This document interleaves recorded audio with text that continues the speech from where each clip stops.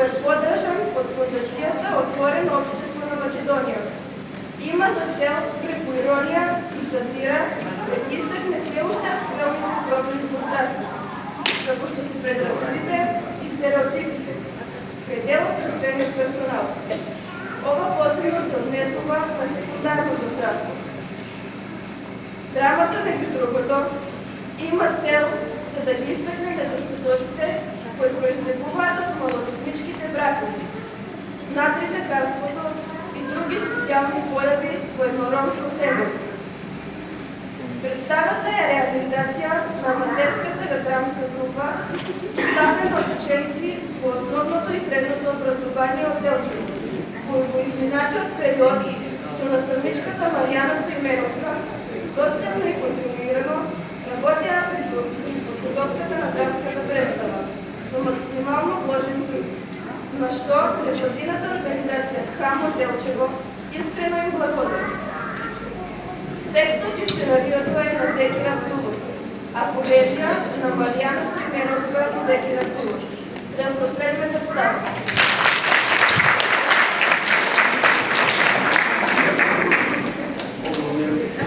Огромен е бројот на семејствата кои наместо да користат професионална здравствена услуга, посегнуваат под надрилекарство.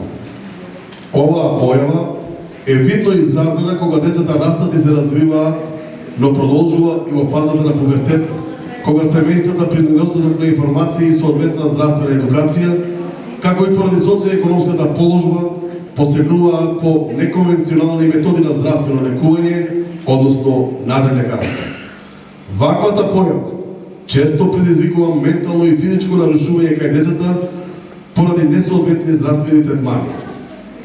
Ова посебно се однесува на ромската заедница, сакајќи да ги обегнат бариерите со кои се соочуваат при користењето на здравствените услуги, како и многобројните давачки во вид на партиципација или друг вид на наплатена здравствена услуга, истите посегнуваат дел од своите здравствени проблеми да ги решаваат надвор од здравствениот систем.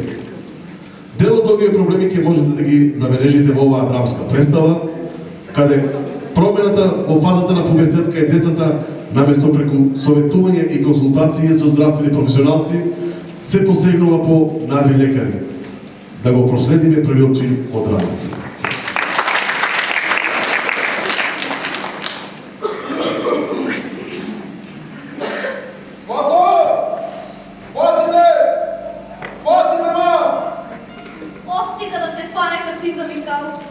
Колку е сато, ма? 20:10 е. Ајде стани, закъснахме. Не се дери, ма. Какво мисли? Ни саат не можеш да погодиш. Закъснахме, да закъснахме. Абе, ајде станувај, очата не чека. Какво почел? Абе, дома се дервиш. Бајари, брате, мали, шо ти ја знам. Чекай, бе. Абе, гости ки ни дойдат? Ајде, какви гости па са? Абе, истиджи ке дойдат. Ке дойдат да тражат Есмералда. Епа, уште до истиджи стигнат. Още 16 години не е напанила, ние на машки ја дава. И ја много арно видях што се на 15 години оженик, па и онаки. А още на школа оди. Слушай, немој да ме направите некои далавери кога светоки дойдат. Утепавме да знаем. Какви далавери?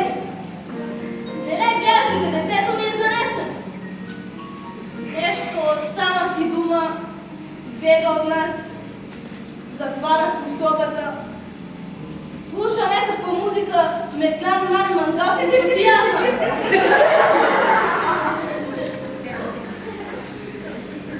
Доста, ама ти се знаеш. Мора да ја лечиме, мора. Тия тамо им горе, ако ни наприе некоја магија, па јак теко.